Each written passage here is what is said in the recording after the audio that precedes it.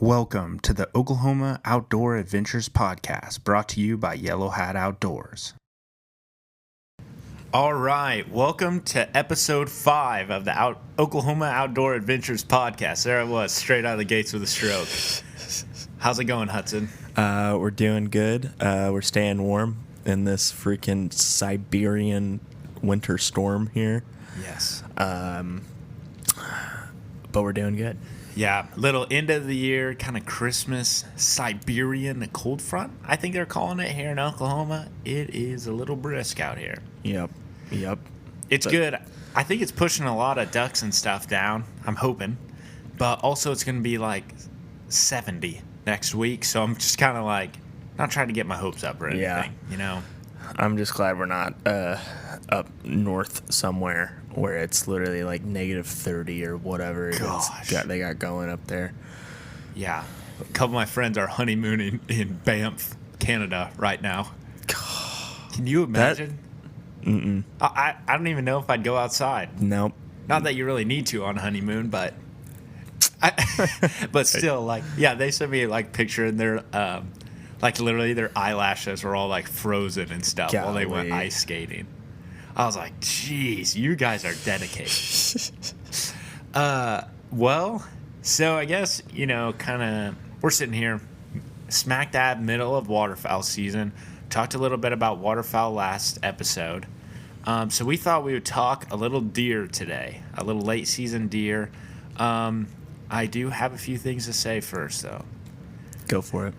I've been issued a few corrections on our previous podcast so far. Hey, and we're all about correcting ourselves because, being completely honest, we probably say some stuff on here that's just way out in the blue. Yeah, that simply could just be false. So, so I guess first thing, I think it was like one of the first episodes we talked about backstrap.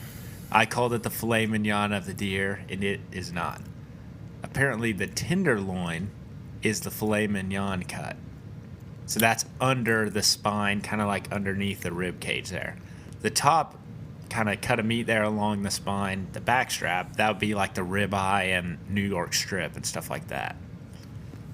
I didn't know. I knew it was something good, but I don't think I turned down any of those three. So anyway. It's pretty close. Yeah, I was in the ballpark at least. They're both steaks. At least I didn't call it a sirloin. Yeah. And then the other thing was that we were talking quarter sections about the Edmund hunt, and I was like, I know a full section is 640. A quarter section is 160.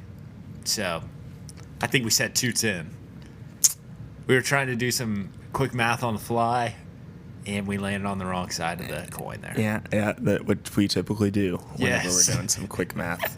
Especially when I go hunting, I always land on the wrong side of the coin. Yeah. So, I guess so.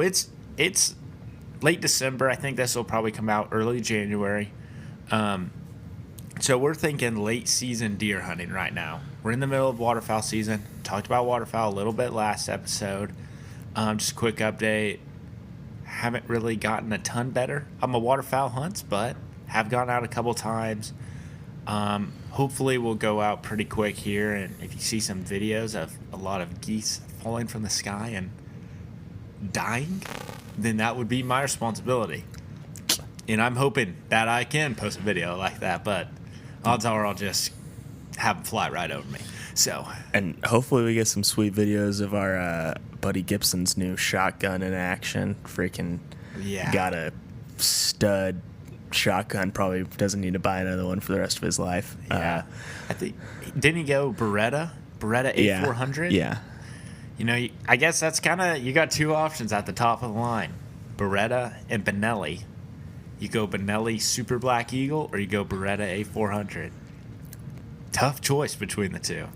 I think I usually land on the Benelli side, but also I've never even shot either, so that's where I'm at right now. I just shoot a little Frenchie. It's a good time. It was like, it's right in the middle, because you can kind of go like Stoger at the bottom end. I'm talking semi-automatics for the most part here, but you can go kind of Stoger on the bottom end. Then kind of in the mid-range is like Winchester, Frenchie, Maybe there's a Remington kind of in that range, and then you go up to the top and you can get Browning. Was that the front door? No, I think that was just the heat doing something. I don't know. I thought I heard my front door opening. I was like, gosh dang it, we're about to get robbed, and I'm going to have to shoot someone live on air here. No, so, yeah, then you can get, Browning, Benelli, Beretta kind of there at the top. So hopefully Gibson will do his shotgun well. He was a part of that hunt I mentioned in the last episode where we shot a lot of shells and didn't have a lot to show for it. So, yeah, and that was pre-new shotgun, That was. and he took that shotgun out and he got a duck kill with it. So basically, now he doesn't have an excuse. Yeah. He's got the top of the line, and first bird he misses. It's going to be a lot of hell to pay. Yeah. From the boys. So Especially if we're there. yeah. Because Yeah. let's face it, we're ripping him. Yeah. We are ripping him. Yeah, they went out last weekend. I hunted. I couldn't go with them in the morning. I was going with a couple other guys. Just kind of a Hail Mary, but more than anything, we were just going out to kind of kick our feet out, relax a little bit. I got a little flooded puddle in a wheat pond. Would have been really good. The water was frozen. So I literally was out there, only one with waders, of course. I had to break ice for like 30 minutes, just grind, sweating so much.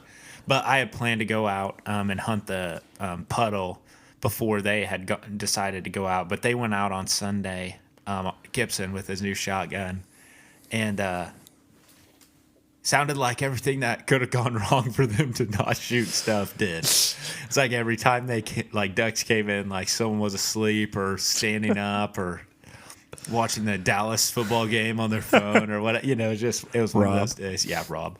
But we were, they wanted me to come out. They were going to hunt the afternoon and evening too.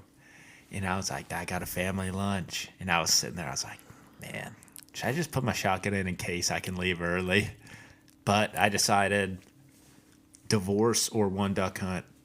I'm choosing not divorce. So anyway, had to make the big boy decision right there. But it sounds like everything that went wrong could have gone. Everything that could have gone wrong went wrong. So we let them handle that one. So so I guess little update in the waterfowl world. Got the corrections down. So here we are, mid-December. We get a call from our buddy about July, and he says, hey, I want to go deer hunting with you guys at my grandpa's land. We're like, okay. He's like, let's literally pick a couple weekends right now, and we'll go. And so we scheduled on the calendar a weekend, and it was mid-December. That was about the only time we could all go. And we loaded up and headed out to Stroud, Oklahoma.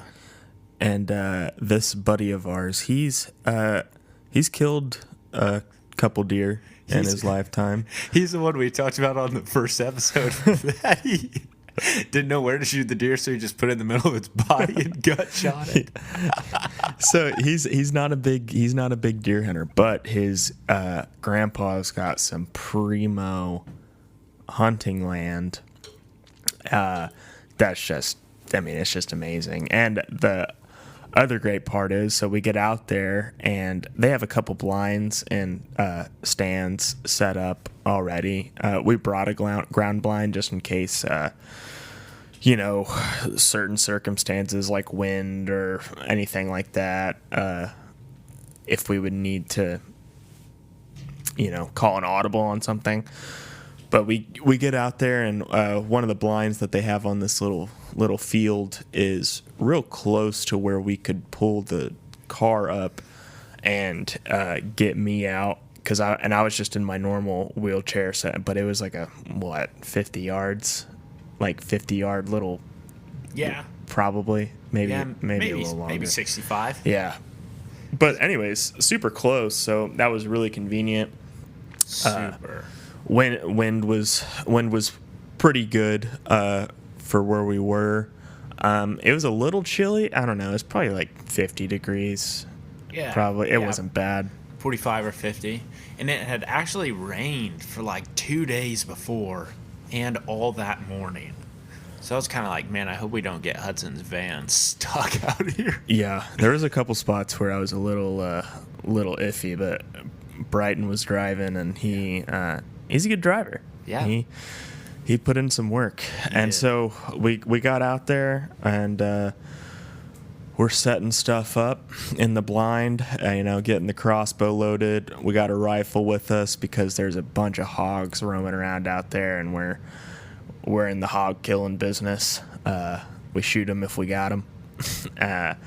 And so we're getting everything set up, and Brighton looks over down the field, and he's like, oh, we got deer coming out. And we had, was it three doe or 2 doe and a little buck?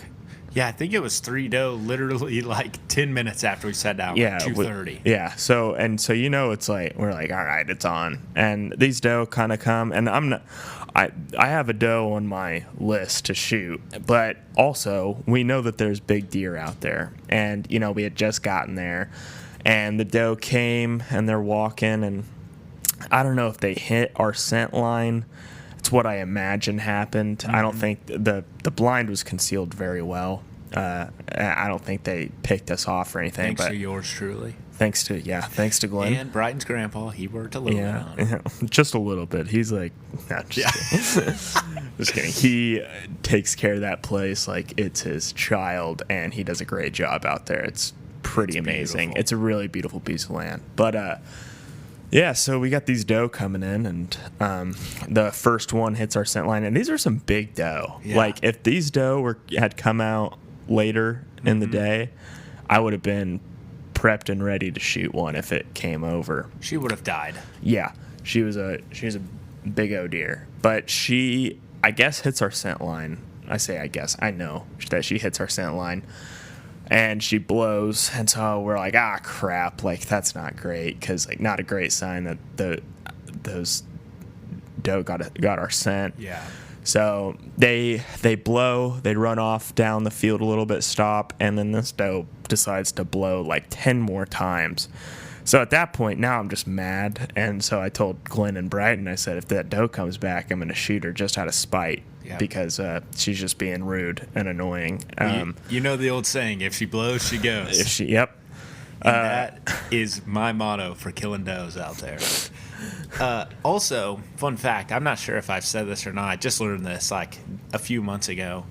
But whenever they teach like dogs how to track like deer, they don't track the blood. They track like a gland in their foot. And you know how, like, does, if they get nervous, they'll kind of, like, stomp around a little bit? They have a scent that comes out when they stomp. So she was kind of stomping around a little bit, then blew. So it was, like, double whammy. Yeah. Gosh, freaking dang it, of course. So after that happens, those doe, they leave, and, we're sitting there, and it's probably not till, 4:45? A couple hours later. Yeah, maybe... Well, no, I think it was like 4:30. 4:30. Yeah. Okay.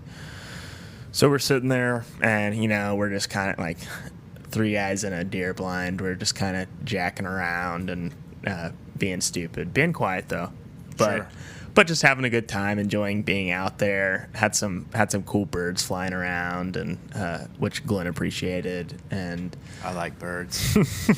I like birds. And so we're sitting there, and then I look down to our left and down on the field like this. So where we're sitting, we have a little like plot in front of us, kind of, and there's a path to our right. There's a trail that we came in directly in front of us behind some trees, and then the field goes way off down to our left, and you can see down to that into the field, and there's another trail that comes in through there.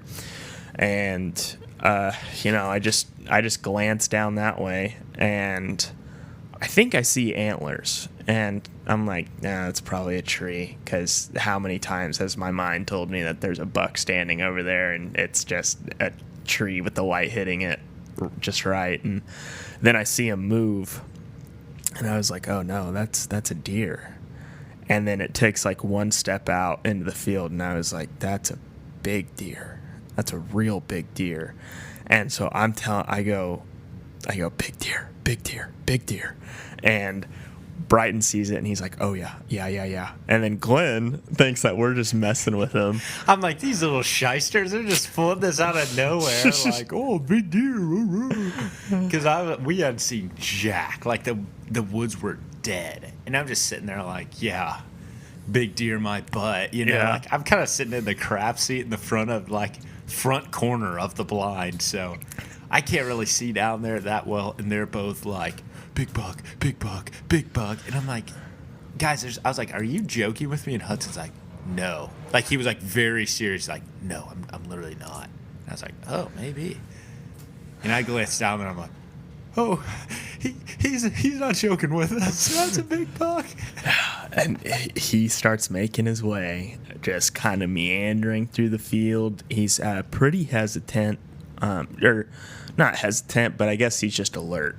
You know, he's constantly doing scans around him, take a few steps, scan around. And so we get the crossbow set up, and he's getting closer and closer. And I mean, just, you know, the closer he gets, the bigger he's getting. And also, I'm just like inflating him in my mind too, which I think every hunter does when they're like, you get that buck fever going. Mm-hmm. And we all start getting the shakes because like he's coming, and he's probably 45 yards to our left. I don't have a shot on him yet, and he just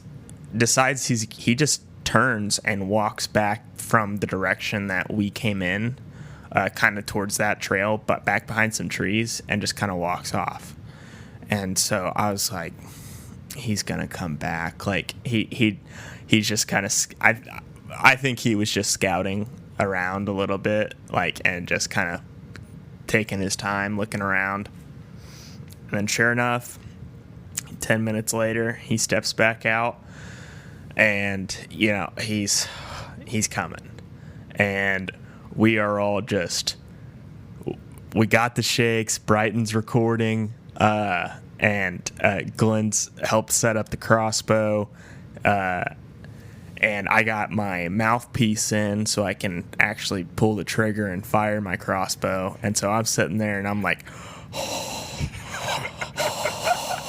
I could literally hear Hudson's breath across the blind. When the first time before, like when I first got it all set up, when he first came out, we waited until we had a tree in between us. I get the crossbow over there and everything. And I didn't think about it, but the mouthpiece was just covered in dirt. So Hudson just has a mouthful of dirt on this, like when he first came by.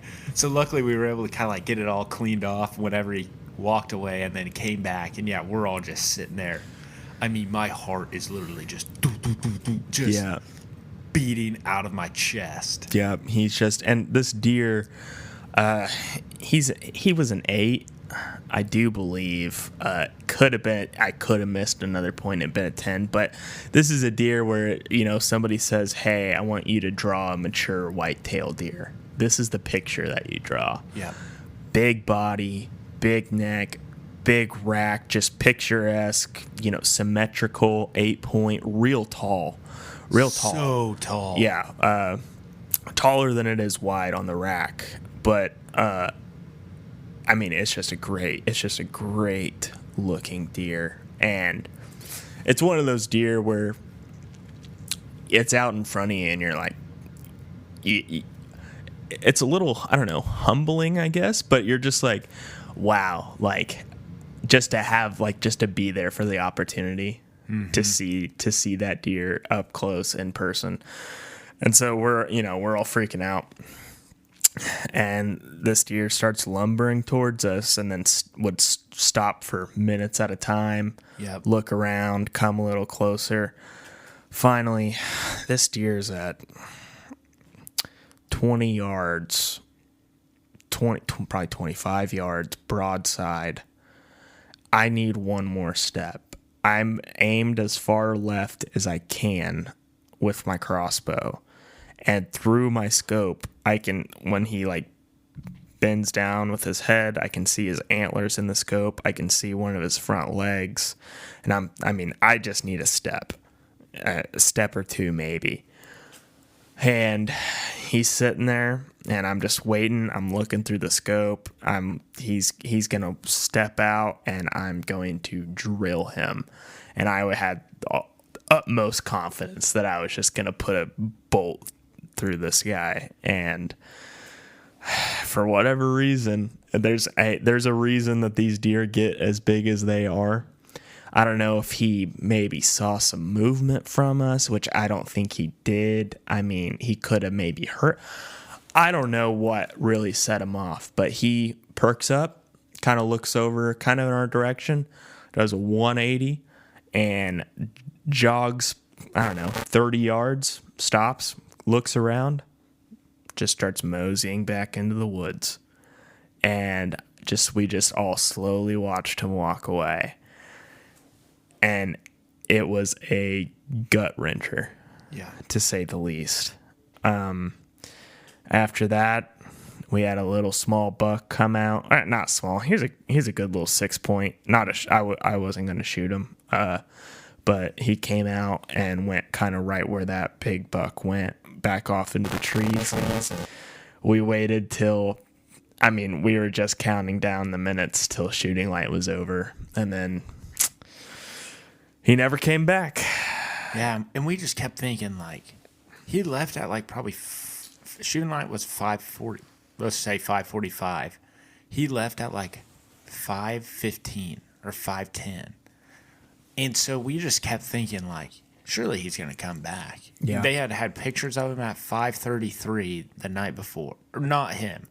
Of another big buck at 5:33. So we're sitting there like, well, either he's going to come back through or this other jumbo's going to come back through. But when he trotted off, like, you could just, like, feel all of us, like, deflate. Like, we were all three of us were so, if you would have asked me, like, when that deer came out, I was, like, 100% confident this thing is going to die today. Yep.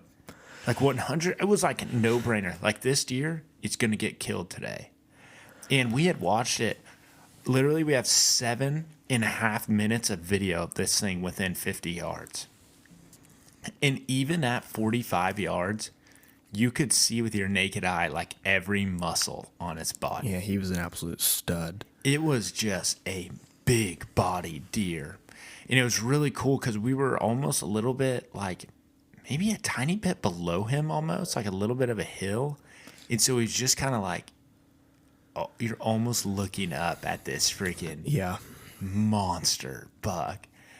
And it was just one of those where he walked off, and first thing is that, the adrenaline dump happened. And full on shakes. I shook for literally 15, 20 minutes. Like, I was just, I thought I was cold. Because I was shaking so bad just from how heart-pounding of an encounter it was.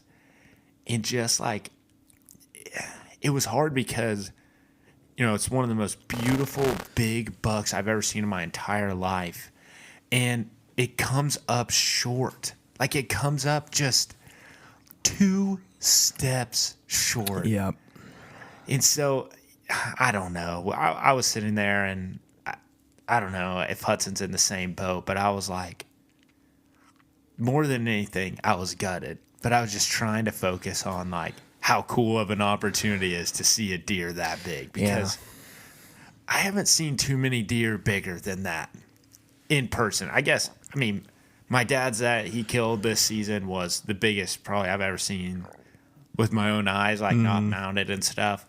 And then this one, we posted some videos. We'll post more videos of him, I'm sure, of how big he was. But it's hard. It's really hard to do a deer justice on camera, especially an iPhone camera. Yeah. I forgot my camera and everything, so we were flying with the Selly cam. And they take good videos, but it's just so hard to capture the size, and it's like it's just majestic to see a freaking deer that caliber. So That's all you can really do after you miss out on one like that is you just got to try and focus on like, hey, at least I had the opportunity to see it and like to maybe have a chance. But that to say, I didn't sleep very well that night.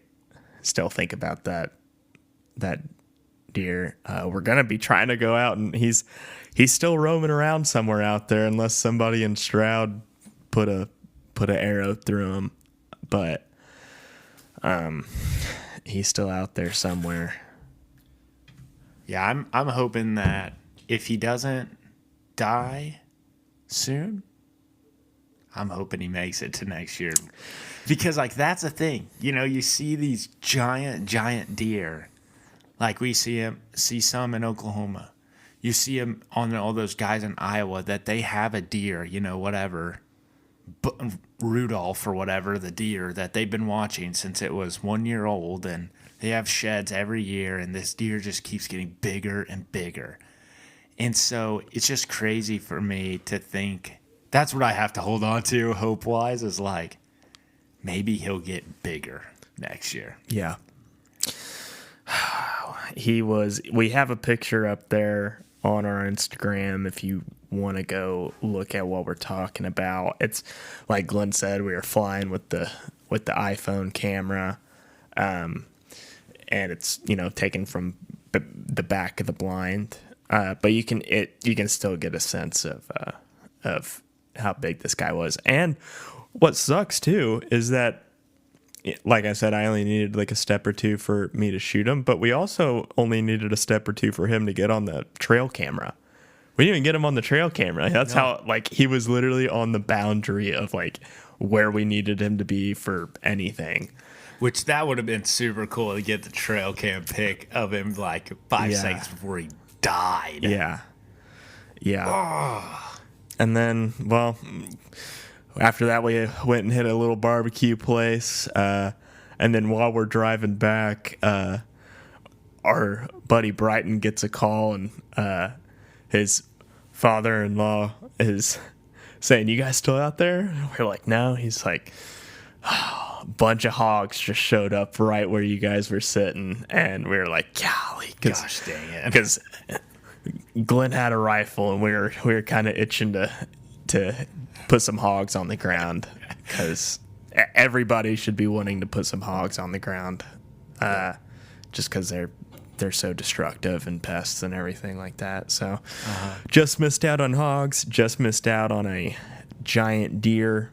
But hey, it wouldn't be as fun if it was easy. Yeah. And, you know, that's going to be a story I'll tell for a while. Probably the rest of my life. But I also think, like, my dad's got 20 stories of missing, just missing massive deer.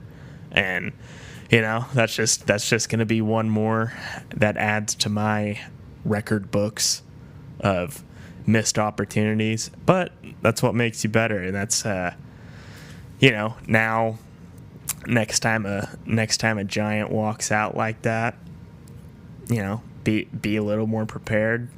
Not that we really could have done anything different, but, you know, it's a good story. It was a fun time. Can't kill a deer every time you go out in the woods. Can't kill a deer every time you see one.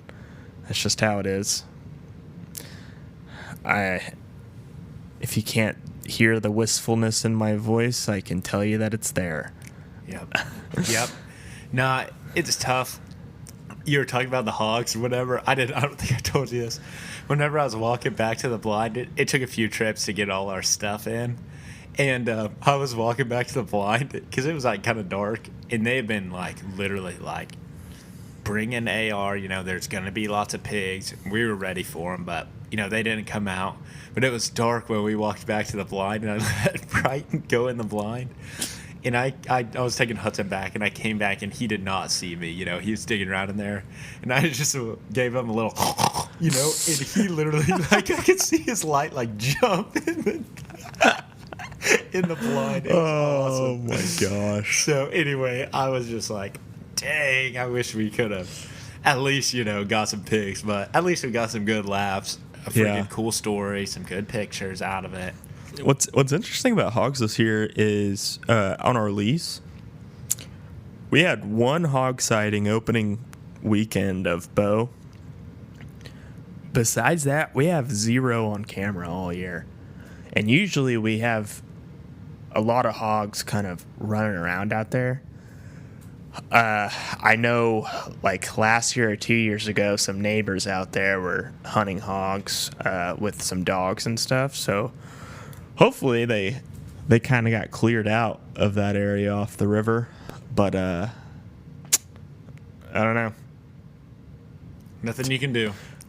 You just try and kill them when you see them. Yeah. So, whatever. I mean, I think it was last year, might have been 2 years ago. My brother shot a hog out at the lease with his bow, and it was like he threw a snowball at the thing. I mean, it just took the arrow and ran, like, and it was like kind of just like nothing. And it's like, golly, man, those things. They're crazy. They are so resilient. Yeah. I was with Landon one time turkey hunting, and we saw one on a field, so we crawled the whole creek bottom, and we had literally, I don't know why, we only had one shotgun with 3, you know, turkey loads in it. And I'm like, I had a knife, and Landon had the shotgun. And so we crawled up along the creek bottom, got within 10 yards of this thing, and come over. And Landon kind of ducks back down. He looks at me. He's like, here we go. And he stands up. And I stand up and I watch him. Shoots it 3 times in the neck. And it just ran off. Didn't bleed. It did. There was not a drop of blood with a turkey choke and a turkey load at 10 yards. It was crazy. Dude, those things, man. That's why people use freaking thermite to literally blow them up. Yeah. Because that's one of the few ways where you can kind of guarantee, and sometimes not even then. Sometimes those hogs will just get blown off their feet and then just kind of run away. Dude, they just keep going. So yeah, they're cool critters for sure. Well, I don't know if they're cool or not, but I don't know. There's quite an industry around killing them, so yeah, I don't think they'll ever fully disappear, no matter how bad people want them to. But yeah, I mean, we're kind of doing, at least, you know, like Oklahoma and Texas, and I don't know what some of the other laws are in the states around us about killing hogs, but I mean, our wildlife departments are kind of doing everything they can besides paying people, like, you know, putting like bounties out. Yeah. Because it's kind of a free reign system a little bit. It's just, you could go kill 40 right now with a freaking fully automatic MG mounted machine gun thing, and Ranger would tell you good job. So yeah, for sure. So yeah, they I don't know. I think shooting them's pretty ineffective overall to actually knock down the population, but I don't know. The way I see it is, you just kill everyone that you see, and you know, at least you're helping keep them on their toes and keep them scattered out and everything. So yeah, you know, plus the little ones are pretty good for eating. So they're supposedly pretty good. I haven't eaten too many. I don't have a desire to eat one. Those things are so just gross. Kind of like a pigeon. They kind of gross me out. But I mean, I know Steve Ranelli's got some hog recipes that, like, I got my father the Meat Eater cookbook, and which is awesome, by the way. Just like so many different recipes for all different kinds of wild game. But he's got a couple wild hog recipes in there, and me and my dad were like, we're not gonna bother trying out one of those. It's kind of just let the coyotes deal with it. Yeah, that's okay. Yeah. A lot of people just leave them where they, leave them where they lie when they shoot them. So, I don't know. So you said you're trying to get one more deer this season, little late season doe. Hopefully. Either. Yeah. Either. Might be trying to go out Monday, this coming Monday, and then we're gonna try and go back out if we can pick another day to go back out to Stroud, maybe hunt that freaking big hoss that's roaming around out there. But yeah, late season deer hunting. I know we've talked a lot about in the past couple episodes about hunting during the rut, which is always just a super exciting time. But just because the rut is ending, it is ended right now as we're recording this. But hey, will you lift up your microphone just a little bit? Yeah, that's a little better. I don't. Oh gosh. It wasn't getting the best sound. I'll grab it real fast and we can fix it up a little. So, it's late season. And just because the rut is such an exciting time and everything, and it's awesome hunting during the rut because there's so much activity, that doesn't mean late season deer hunting is anything to shy away from. My dad has said multiple times this year and every year, late December, January rolls around, he's killed big deer in first couple weeks of January. Hey, I mean, just like the one in late December back in 63. Late December back in 63. Very special time for me, Yeah. He and I mean a lot of hunters. I've seen a lot of deer move late season, and one part of that is because of the weather. I mean, it can be cold, like during the rut. It usually is cold, but it's not first week of January cold typically. Yeah. And whenever it gets that cold, the deer have to move. They can't just lay around or they will literally freeze to death. Yep. So they're up and they're moving, and late season's a good time as ever to go out and try and get yourself a deer. Yeah. When is we have antlerless? Is that holiday antlerless right now? Yeah. So it'll be over by the time we talk. By the time this comes out. But holiday antlerless is the last kind of week and a half usually of December. It's your last chance to get a deer with a gun in Oklahoma. And so they really work hard to encourage people to manage does and take some out each year. A lot of people say, so this late season, people talk a little bit, you hear a little bit, kind of some rumblings about a thing called the second rut. And so a lot of that, I think it's not a scientific based thing. It's not like something super set in stone. I've been doing just a little bit of reading and stuff on it because, I've kind of heard about it for years and I'm trying to figure out, what exactly is this?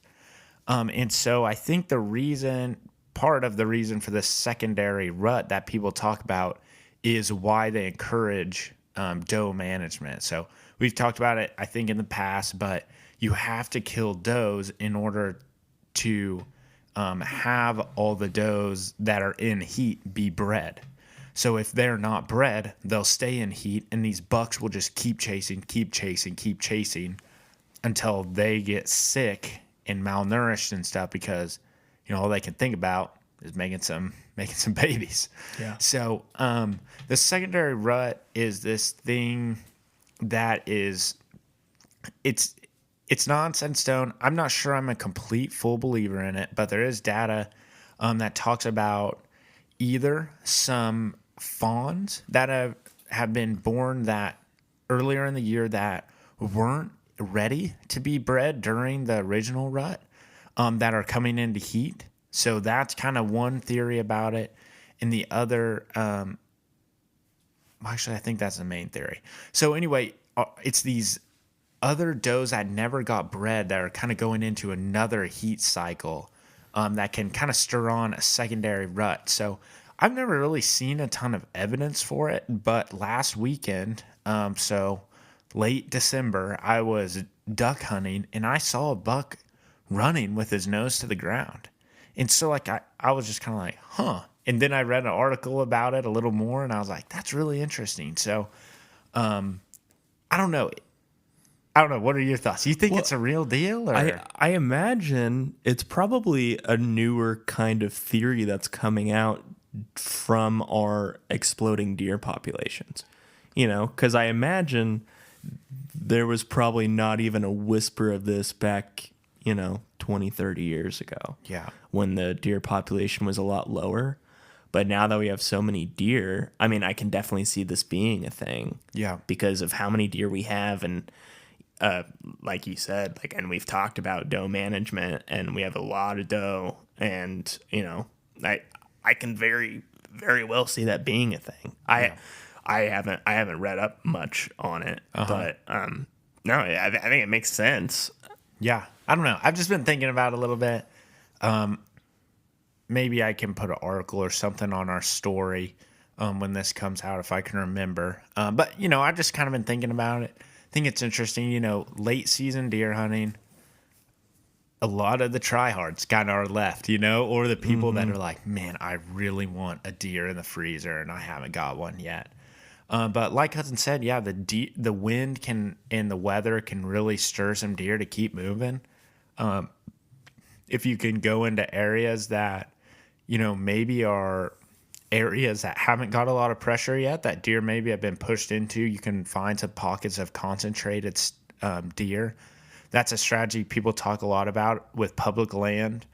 You talk about the Orange Army coming out there, opening deer gun season, bullets flying everywhere. You're literally hiding behind a tree, hoping for dear life you don't get shot. No pun intended. But people will talk about sitting on a hill. They won't even try and hunt. They'll just be out there at sunrise. I guess they'll have a loaded gun, but they will watch for where these deer get pressured into that people aren't walking. And so then what they will do is go set up in those areas, like along the very edge of them. So, these deer are getting pushed in there. And then as they get comfortable and they start easing back out, then there's your chance to get one. So I think, a lot of it too is those deer that, I don't know, don't get bred. They're ready. And you can just kind of hope for a late season miracle on 34th Street. That's what I'm hoping for right now. I would love for another big boy to step out or maybe be chasing. We just had some. So out at the lease, we for I don't know 3 weeks probably. We weren't getting it. Now it's probably 2 weeks. We weren't getting any bucks on camera. They were just like. We were like, did they all just get killed or did they move on or whatever? But a few days ago, we got 2 or 3 bucks that we had been seeing all season. They're back on camera. Sweet. So, hopefully can run out there maybe this Monday and go put one on the ground. Poke one? Yeah. Yeah. In just also another thought is that bucks do, I think, from what I've seen and heard, they do reform their bachelor groups kind of later on in the season. Yeah, we had 2 on one of our fields, but literally right by each other, both just eating. So they had a. They're done trying to kill each other. Yeah. So it is a thing. If you're getting some bucks on camera, stay after them. You can still get one down late season. Fun fact. My first deer was during holiday antlerless season. So I hunted hard the whole gun season and didn't see jack squat. Probably from a combination of me being an idiot and walking around and not sitting still. But, it's a great chance if you're taking someone new. Hey, I got a lot of does out here. Let me take my buddy who's been begging me at church, take him deer hunting. It's an easy time to go out there. The deer processors are not swamped anymore from gun season. They'll still take a few deer. But, it's still good time to chase them. Still, if you got a chance, you're thinking about it, go sit out there. What do you have to lose? Yeah. I think the very last weekend, maybe you can start worried about, their antlers starting to shed off and everything. But let's face it.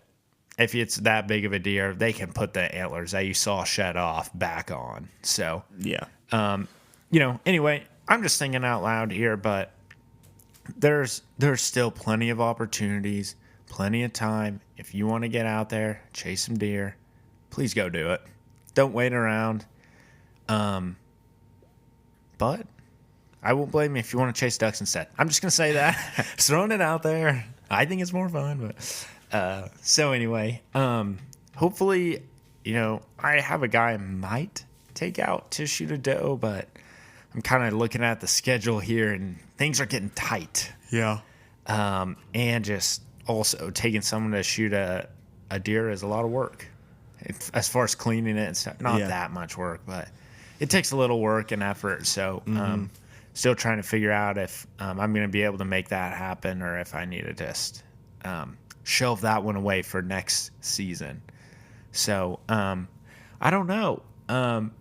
Hudson, you got any hunting stuff you're looking forward to for Christmas? You asked for anything cool? No, not that I can think of, unless I'm, I guess, surprised with something.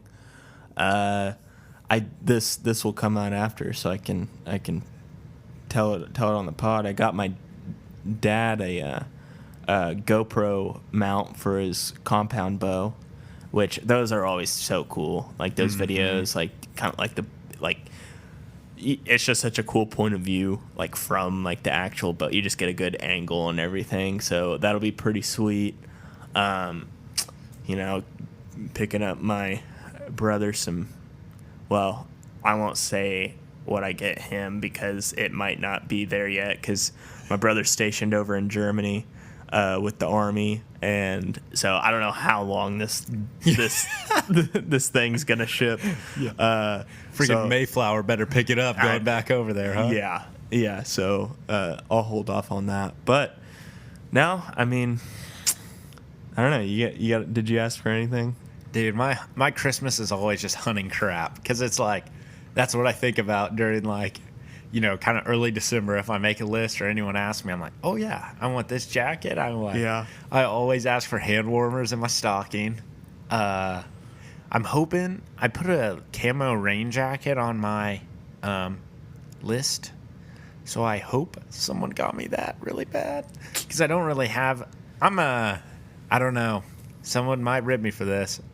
I'm not like a matching camo guy. I just wear old friggin' thrift store or like people are throwing it away and they just give it to me camo. Yeah, and it all works. I say it all works. I mean, whatever works. Yeah, I should say. I mean, you don't need to be you don't need to be dressing to take a bunch of magazine cover pictures and stuff with your camo. I mean, right. I can just unbutton my shirt a few buttons and show these chiseled pecs off, and people will be liking that Instagram pic. I'll tell you that. No, So I'm like, I freaking love flannels. So I go to Sam's Club. They got some good deals on flannels. I always buy like the green and tan ones because I'm like, this is perfect for hunting. Yeah. So. Cheap flannel, throw it over the top. Or pro tip, you want to get into hunting, you don't want to buy all the camo, then just buy one triple XL long sleeve camo shirt and throw it over whatever jackets you have. And it does the same thing. Yeah. As if you have the matching camo from head to toe. So if you're getting into hunting, I mean, you spend whatever money you want to, but you don't. There's no need for you to spend any exorbitant amount of money. Yeah. To get some of your first camo stuff, and it's not necessary. I think we've said this before. We've seen guys kill deer smoking a pack of cigarettes in a flannel out in the woods. Red flannel, baby, just like Grandpa. Yeah. Fun fact, my grandpa he lived in East Texas, and he would literally, only thing he would wear, flannel and jeans. Didn't matter if he was fishing in July or August out there, flannel and jeans. My dad would sit out there in the boat with him till, like literally from dawn till dusk, and he'd be out there My dad's literally melting, in a shirt and shorts. Yeah. And he's just sitting out there fishing all day long, throwing a little red and black worm and wearing that flannel and jeans. So you can do it too. That reminds me, we really need to get out more, get some more fishing in this year.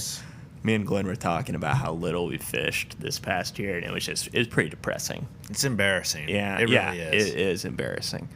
So, yeah, we'll be hitting up a lot more fishing content once we get a little closer to spring, But we're still in deer and waterfowl right now, and then also going to be hitting up some turkeys.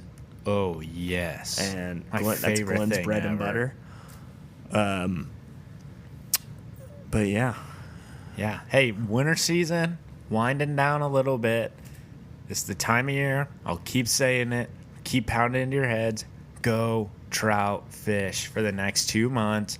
Buy you some time till turkey season. I'll say trout fish. I'll also say you can go bass fish right now. You bust out the Alabama rig, swim jig, the big swim